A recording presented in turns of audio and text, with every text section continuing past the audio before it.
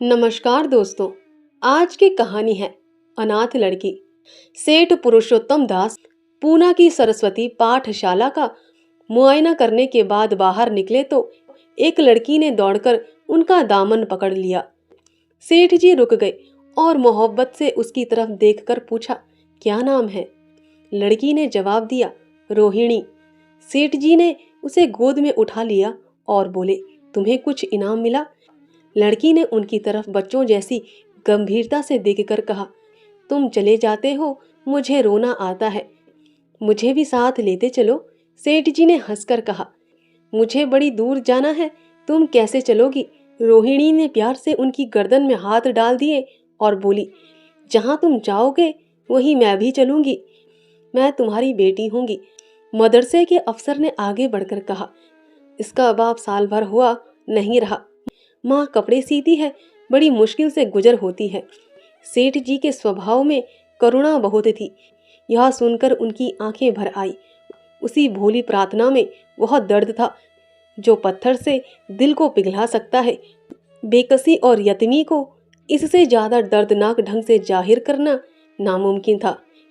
उन्होंने सोचा, इस नन्हे से दिल में न जाने क्या अरमान होंगे और लड़कियां अपने खिलौने दिखा दिखा कर कहती होंगी, यह मेरे बाप ने दिया है, और अपने बाप के साथ मदरसे आती होंगी, उसके साथ मेलों में जाती होंगी और उनकी दिलचस्पियों का जिक्र करती होंगी।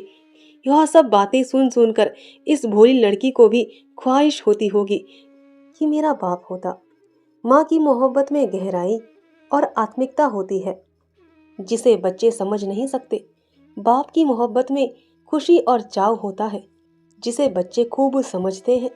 सेठ जी ने रोहिणी को प्यार से गले लगा लिया और बोले, अच्छा, मैं तुम्हें अपनी बेटी बनाऊंगा, लेकिन खूब जी लगाकर पढ़ना। अब छुट्टी का वक्त आ गया है, मेरे साथ आओ, तुम्हारे घर पहुंचा दूं। यह कहकर उन्होंने रोहिणी को अपनी मोटर कार में बिठा लिया। रोहिणी ने बड़े इत्मीनान और गर्व से अपनी सहेलियों की तरफ देखा। उसकी बड़ी बड़ी आंखें खुशी से चमक रही थी और चेहरा चांदनी रात की तरह खिला हुआ था। सेठ ने रोहिणी को बाजार की खूब सैर कराई, कुछ उसकी पसंद से, कुछ अपनी पसंद से बहुत सी चीजें खरीदी। यहाँ तक कि रोहिणी बातें करते करते कुछ थक सी गई और खामोश हो गई। उसने इतनी चीजें देखी और इतनी बातें सुनी कि उसका जी भर गया। शाम होते होते रोहिणी के घर पहुंचे और मोटर कार से उतरकर रोहिणी को अब कुछ आराम मिला। दरवाजा बंद था। उसकी माँ किसी ग्राहक के कपड़े देने गई थी। रोहिणी ने अपने तोहफों को उलटना पलटना शुरू किया।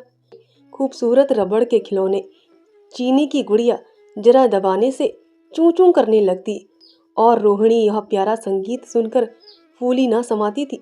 रेशमी कपड़े, रंग बिरंगी साड़ियों की कई बंडल थे, लेकिन मखमली बूटे की गुलकारियों ने उसे खूब लुभाया था। उसे उन चीजों के पाने की जितनी खुशी थी, उससे ज्यादा उन्हें अपनी सहेलियों को दिखाने की बेचैनी थी। सुंदरी के जूते अच्छे सही, लेकिन उसमें ऐसे फूल कहाँ हैं? ऐसी गुड़िया उसने कभी देखी भी ना होगी। इन ख्यालों से उसके दिल में उमंग भर आई और वह अपनी मोहिनी आवाज में एक गीत गाने लगी। सेठ जी दरवाजे पर खड़े इन पवित्र दृश्य का हार्दिक आनंद उठा रहे थे। इतने में रोहिणी की माँ रुक्मणी कपड़ों की एक पोटली लिए हुए आती दिखाई दी। रोहिणी ने खुशी से पागल होकर एक छलांग भरी और उसके पैरों से लिपट गई। रुक्मणी का चेहरा पीला था, आंखों में हसरत और बेकसी छिपी हुई थी। गुप्त चिंता का सजीव चित्र मालूम होती थी, जिसके लिए जिंदगी में कोई सहारा नहीं। मगर रोहिणी को जब उसने गोद में उठाकर प्यार से चूमा तो जरा देर के लिए उसकी आंखों में उम्मीद और जिंदगी की झलक दिखाई दी। मुरझाया हुआ फूल खिल गया। बोली, आज तू इतनी देर तक कहाँ रही? मैं तुझे ढूंढने पाठशाला गई थी। रोहिणी ने हुमक कर कहा, मैं मोटर कार पर बैठकर बाजार गई थी, वहां से बहुत अच्छी अच्छी चीजें लाई हूँ। वह देखो कौन खड़ा है। माँ ने सेठ जी की तरफ ताका और लजाकर सिर झुका लिया। बरामदे में पहुंचते ही रोहिणी माँ की गोद से उतरकर सेठ जी के पास गई और अपनी माँ को यकीन दिलाने के लिए भोलेपन से बोली, क्यों, तुम मेरे बाप हो ना? सेठ जी ने उसे प्यार करके कहा, हाँ, तुम मेरी प्यारी बेटी हो। रोहिणी ने उनसे मुंह की तरफ याचना भरी आंखों से देखकर कहा, अब तुम रोज यहीं रहा करोगे? सेठ जी ने उसके बाल सुलझाकर जवाब दिया, मैं यहाँ रहूंगा तो काम कौन करेगा? मैं कभी कभी तुम्हें देखने आया करूंगा, लेकिन वहां से तुम्हारे लिए अच्छी अच्छी चीजें भेजूंगा। रोहिणी कुछ उदास सी हो गई। इतने में उसकी माँ ने मकान का दरवाजा खोला और बड़ी फुर्ती से मैले बिछावन और फटे हुए कपड़े समेटकर कोने में डाल दिए कि कहीं सेठ जी की निगाह उन पर ना पड़ जाए। यह स्वाभिमान स्त्रियों की खास अपनी चीज है। रुक्मणी अब इस सोच में पड़ी थी कि मैं इनकी क्या खातिर तवाजो करूं। उसने सेठ जी का नाम सुना था। उनका पति हमेशा उनकी बड़ाई किया करता था। वह उनकी दया और उदारता की चर्चाएं अनेकों बार सुन चुकी थी। वह उन्हें अपने मन का देवता समझा करती थी। उसे क्या उम्मीद थी कि कभी उसका घर भी उनके कदमों से रोशन होगा, लेकिन आज जब वह शुभ दिन संयोग से आया तो वह इस काबिल भी नहीं कि उन्हें बैठाने के लिए एक मोड़ा दे सके। घर में पान और इलायची भी नहीं। वह अपने आंसुओं को किसी तरह ना रोक सकी। आखिर जब अंधेरा हो गया और पास के ठाकुर द्वारे से घंटों और नगाड़ों की आवाजें आने लगी तो उन्होंने जरा ऊंची आवाज में कहा, बाई जी, मैं अब जाता हूँ। मुझे अभी यहाँ बहुत काम है। मेरी रोहिणी को कोई तकलीफ ना हो। मुझे जब मौका मिलेगा उसे देखने आऊंगा। उसके पालने पोसने का काम मेरा है और मैं उसे बहुत खुशी से पूरा करूंगा। उसके लिए अब तुम कोई फिक्र मत करो। मैंने उसका वजीफा बांध दिया है और यह उसकी पहली किस्त है। यह कहकर उन्होंने अपना खूबसूरत बटुआ निकाला और रुक्मणी के सामने रख दिया। गरीब औरत की आंखों में आंसू जारी थे। उसका जी बरबस चाहता था कि उसके पैरों को पकड़कर खूब रोए। आज बहुत दिनों के बाद एक सच्चे हमदर्द की आवाज उसके मन में आई थी। जब सेठ जी चले तो उसने दोनों हाथों से प्रणाम किया। उसके हृदय की गहराइयों से प्रार्थना निकली, आपने एक बेबस पर दया की है, ईश्वर आपको इसका बदला दे। दूसरे दिन रोहिणी पाठशाला गई तो उसकी बाकी सज धज आंखों में खूबी जाती थी। उस्तानियों ने उसे बारी बारी प्यार किया और उसकी सहेलियां उसकी एक एक चीजों को आश्चर्य से देखती और ललचाती थी। अच्छे कपड़ों से कुछ स्वाभिमान का अनुभव होता है। आज रोहिणी वह गरीब लड़की ना रही जो दूसरों की तरफ विवश नेत्रों से देखा करती है। आज उसकी एक एक क्रिया से शोषवोचित गर्व और चंचलता टपकती थी और उसकी जबान एक दम के लिए भी ना रुकती थी। कभी मोटर की तेजी का जिक्र था, कभी बाजार की दिलचस्पियों का बयान, कभी अपनी गुड़ियों की कुशल मंगल की चर्चा थी और कभी अपने बाप की मोहब्बत की दास्तान। दिल था कि उमंगों से भरा हुआ था। एक महीने बाद सेठ पुरुषोत्तम दास ने रोहिणी के लिए फिर तोहफे और रुपये रवाना किए। बेचारी विधवा को उनकी कृपा से जीविका की चिंता से छुट्टी मिली। वह भी रोहिणी के साथ पाठशाला आती और दोनों माँ बेटियां एक ही दर्जे के साथ साथ पढ़ती। लेकिन रोहिणी का नंबर हमेशा माँ से अव्वल रहा। सेठ जी जब पूना की तरफ से निकलते तो रोहिणी को देखने जरूर आते और उसका आगमन उसकी प्रसन्नता और मनोरंजन के लिए महीनों का सामान इकट्ठा कर देते। इसी तरह कई साल गुजर गए और रोहिणी ने जवानी के सुहाने हरे भरे मैदान में पैर रखा, जबकि बचपन की भोली भाली अदाओं में एक खास मतलब और इरादों का दखल हो जाता है। रोहिणी अब आंतरिक और बाह्य सौंदर्य में अपनी पाठशाला की नाक थी। हाव भाव में आकर्षक गंभीरता, बातों में गीत का सा खिंचाव और गीत का सा आत्मिक रस था। कपड़ों में रंगीन सादगी, आंखों में लाज संकोच, विचारों में पवित्रता। जवानी थी मगर घमंड और बनावट और चंचलता से मुक्त। उसमें एक एकाग्रता थी, ऊंचे इरादों से पैदा होती है। स्त्री योजित उत्कर्ष की मंजिलें वह धीरे धीरे तय करती चली जाती थी। सेठ जी के बड़े बेटे नरोत्तम दास कई साल तक अमेरिका और जर्मनी की यूनिवर्सिटियों की खाक छानने के बाद इंजीनियरिंग विभाग में कमाल हासिल करके वापस आए थे। अमेरिका के सबसे प्रतिष्ठित कॉलेज में उन्होंने सम्मान का पद प्राप्त किया था। अमेरिका के अखबार एक हिंदुस्तानी नौजवान की इस शानदार कामयाबी पर चकित थे। उन्हीं का स्वागत करने के लिए बम्बई में एक बड़ा जलसा किया गया था। इस उत्सव में शरीक होने के लिए लोग दूर दूर से आए थे। सरस्वती पाठशाला को भी निमंत्रण मिला और रोहिणी को सेठानी जी ने विशेष रूप से आमंत्रित किया। पाठशाला में हफ्तों तैयारियां हुई। रोहिणी को एकदम के लिए भी चैन न था। यह पहला मौका था कि उसने अपने लिए बहुत अच्छे अच्छे कपड़े बनवाए। रंगों के चुनाव में वह मिठास थी, काट छाट में वह पवन, जिससे उसकी सुंदरता चमक उठी। सेठानी कौशल्या देवी उसे लेने के लिए रेलवे स्टेशन पर मौजूद थी।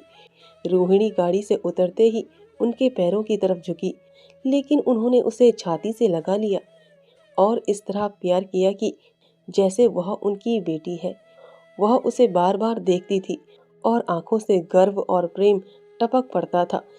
इस जलसे के लिए ठीक समुंदर के किनारे एक हरे भरे सुहाने मैदान में एक लंबा चौड़ा शमियाना लगाया गया था। एक तरफ आदमियों का समुद्र उमड़ा हुआ था, दूसरी तरफ समुद्र की लहरें उमड़ी हुई थी। गोया वह भी इस खुशी में शरीक थी। जब उपस्थित लोगों ने रोहिणी बाई के आने की खबर सुनी तो हजारों आदमी उसे देखने के लिए खड़े हो गए। यही तो वह लड़की है, शास्त्री की परीक्षा पास की है, जरा उसके दर्शन करने चाहिए। अब भी इस देश की स्त्रियों में ऐसे रत्न मौजूद हैं। भोले भाले देश प्रेमियों में इस तरह की बातें होने लगी। शहर के कई प्रतिष्ठित महिलाओं ने आकर रोहिणी को गले लगाया और आपस में उसके सौंदर्य और उसके कपड़ों की चर्चा होने लगी। आखिर मिस्टर पुरुषोत्तम दास तशरीफ लाए। हालांकि वह बड़ा शिष्ट और गंभीर उत्सव था, लेकिन उस वक्त दर्शन की उत्कंठा पागल की हद तक जा पहुंची थी। एक भगदड़ सी मच गई। कुर्सियों की कतारें गड़बड़ हो गई। कोई कुर्सियों पर खड़ा हुआ, कोई उसके हाथों पर। कुछ मनचले लोगों ने शमीयाने की रस्सियां पकड़ी और उन पर जा लटके। कई मिनट तक यही तूफान मचा रहा। कहीं कुर्सियां टूटी, कहीं कुर्सियां उल्टी। कोई किसी के ऊपर गिरा, कोई नीचे। ज्यादा तेज लोगों में घोल घप्पा होने लगा। तब बीन की सुहानी आवाजें आने लगी। रोहिणी ने अपनी मंडली के साथ देश प्रेम में डूबा हुआ गीत शुरू किया। सारे उपस्थित लोग बिल्कुल शांत थे और उस समय वह सुरीला राग, उसकी कोमलता और स्वच्छता, उसकी प्रभावशाली मधुरता, उसकी उत्साह भरी वाणी, दिलों पर वह नशा सा पैदा कर रही थी, जिससे प्रेम की लहरें उठती है, जो दिल से बुराइयों को मिटाता है और उससे जिंदगी की हमेशा याद रहने वाली यादगारें पैदा हो जाती हैं। गीत बंद होने पर तारीफ की एक आवाज न आई। वही ताने कानों में अब तक गूंज रही थी। गाने के बाद विभिन्न संस्थाओं की तरफ से अभिनंदन पेश हुए और तब नरोत्तम दास लोगों को धन्यवाद देने के लिए खड़े हुए, लेकिन उनके भाषण से लोगों को थोड़ी निराशा हुई। यूं दोस्तों की मंडली में उनकी वक्तृता के आवेग और प्रवाह की कोई सीमा न थी, लेकिन सार्वजनिक सभा के सामने खड़े होते ही शब्द और विचार दोनों ही उनसे बेवफाई कर जाते थे। उन्होंने बड़ी बड़ी मुश्किल से धन्यवाद के कुछ शब्द कहे और तब अपनी योग्यता की लज्जित स्वीकृति के साथ अपनी जगह पर आ बैठे। कितने ही लोग उनकी योग्यता पर ज्ञानियों की तरह सिर हिलाने लगे। जब जलसा खत्म होने का वक्त आया, जो सरस्वती पाठशाला की ओर से भेजा गया था मेज पर रखा हुआ था, उसे हीरो के गले में कौन डाले। प्रेसिडेंट ने महिलाओं की पंक्ति की ओर नजर दौड़ाई। चुनने वाली आंख रोहिणी पर पड़ी और ठहर गई। उसकी छाती धड़कने लगी, लेकिन उत्सव के सभापति के आदेश का पालन आवश्यक था। वह सर झुकाए हुए मेज के पास आई और कांपते हाथों से हार को उठा लिया। एक क्षण के लिए दोनों की आंखें मिली और रोहिणी ने नरोत्तम दास के गले में हार डाल दिया। दूसरे दिन सरस्वती पाठशाला के मेहमान विदा हुए, लेकिन कौशल्या देवी ने रोहिणी को जाने ना दिया। बोली, अभी तुम्हें देखने से जी नहीं भरा, तुम्हें यहाँ एक हफ्ता रहना होगा। आखिर मैं भी तो तुम्हारी माँ हूँ। एक माँ से इतना प्यार और दूसरी माँ से इतना अलगाव। रोहिणी कुछ जवाब ना दे सकी। सारा हफ्ता कौशल्या देवी ने उसकी विदाई की तैयारियों में खर्च किया। 7वें दिन उसे विदा करने के लिए स्टेशन तक आई।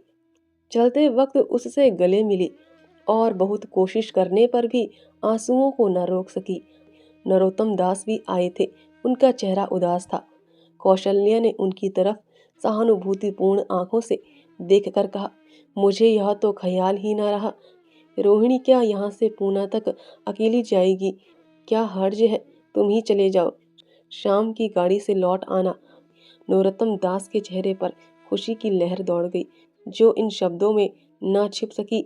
अच्छा, मैं ही चला जाऊंगा। वह इस फिक्र में थे कि देखे विदाई की बातचीत का मौका भी मिलता है या नहीं। अब वह खूब जी भरकर अपना दर्द दिल सुनाएंगे और मुमकिन हुआ तो उस लाज संकोच को जो उदासीनता के पर्दे में छिपी हुई है मिटा देंगे। रुक्मणी को अब रोहिणी की शादी की फिक्र हुई। पड़ोस की औरतों में इसकी चर्चा होने लगी थी। लड़की इतनी सयानी हो गई है, अब क्या बुढ़ापे में ब्याह होगा? कई जगह से बात आई। उनमें कुछ बड़े प्रतिष्ठित घराने थे, लेकिन जब रुक्मणी उन पैमानों को सेठ जी के पास भेजती तो वे यही जवाब देते कि मैं खुद फिक्र में हूँ। रुक्मणी को उनकी यह टाल मटोल बुरी मालूम होती थी। रोहिणी को बम्बई से लौटे महीना भर हो चुका था। एक दिन वह पाठशाला से लौटी तो उसे अम्मा की चरपाई पर एक खत पड़ा हुआ मिला। रोहिणी पढ़ने लगी। लिखा था, बहन, जब से मैंने तुम्हारी लड़की को बम्बई में देखा है, मैं उस पर रिझ गई हूँ। अब उसके बगैर मुझे चैन नहीं है। क्या मेरा ऐसा भाग्य होगा कि वह मेरी बहू बन सके? मैं गरीब हूँ, लेकिन मैंने सेठ जी को राजी कर लिया है। तुम भी मेरी यह विनती कबूल करो। मैं तुम्हारी लड़की को चाहे फूलों की सेज पर ना सुला सकूं, लेकिन इस घर का एक एक आदमी उसे आंखों की पुतली बनाकर रखेगा। अब रहा लड़का, माँ के मुंह से लड़के का बखान कुछ अच्छा नहीं मालूम होता, लेकिन यह कह सकती हूँ कि परमात्मा ने यह जोड़ी अपने हाथों से बनाई है। सूरत में, स्वभाव में, विद्या में, हर दृष्टि से वह रोहिणी के योग्य है। तुम जैसे चाहे अपना इत्मीनान कर सकती हो। जवाब जल्द देना, और ज्यादा क्या लिखूं? नीचे थोड़े से शब्दों में सेठ जी ने उस पैगाम की सिफारिश की थी। रोहिणी गालों पर हाथ रखकर सोचने लगी। नरोत्तम दास की तस्वीर उसकी आंखों के सामने आ खड़ी हुई। उनकी वह प्रेम की बातें, जिनका सिलसिला बम्बई से पूना तक नहीं टूटा था, कानों में गूंजने लगी। उसने एक ठंडी सांस ली और उदास होकर चरपाई पर लेट गई। सरस्वती पाठशाला में एक बार फिर सजावट और सफाई के दृश्य दिखाई दे रहे हैं। आज रोहिणी की शादी का शुभ दिन है। शाम का वक्त, बसंत का सुहाना मौसम। पाठशाला के दरो दीवार मुस्कुरा रहे हैं और हरा भरा बगीचा फूला नहीं समाता। चंद्रमा अपनी बारात लेकर पूरब की तरफ से निकला। उसी वक्त मंगलाचरण का सुहाना राग उस रूप हली चांदनी और हल्के हल्के हवा के झोंकों में लहरें मारने लगा। दूल्हा आया। उसे देखते ही लोग हैरत में आ गए। यह नरोत्तम दास थे। दूल्हा मंडप के नीचे गया। रोहिणी की माँ अपने को रोक ना सकी। उसी वक्त जाकर सेठ जी के पैर पर गिर पड़ी। रोहिणी की आंखों से प्रेम और आनंद के आंसू बहने लगे। मंडप के नीचे हवन कुंड बना था। हवन शुरू हुआ। खुशबू की लपेटें हवा में उठी और सारा मैदान महक गया। लोगों के दिलो दिमाग में ताजगी की उमंग पैदा हुई। फिर संस्कार की बारी आई। दूल्हा और दुल्हन के आपस में हमदर्दी, जिम्मेदारी और वफादारी के पवित्र शब्द अपनी जबानों से कहे। विवाह की वह मुबारक जंजीर गले में पड़ी, जिसमें वजन है, शक्ति है, पाबंदियां हैं, लेकिन वजन के साथ सुख और पाबंदियों के साथ विश्वास है। दोनों दिलों में उस वक्त एक नई बलवान आत्मिक शक्ति की अनुभूति हो रही थी। जब शादी की रस्में खत्म हो गई तो नाच गाने की मजलिस का दौर आया। मोहक गीत गूंजने लगे। सेठ जी थककर चूर हो गए थे। जरा दम लेने के लिए बगीचे में जाकर एक बेंच पर बैठ गए। ठंडी ठंडी हवा आ रही थी। एक नशा सा पैदा करने वाली शांति चारों तरफ छाई हुई थी। उसी वक्त रोहिणी उनके पास आई और उनके पैरों से लिपट गई। सेठ जी ने उसे उठाकर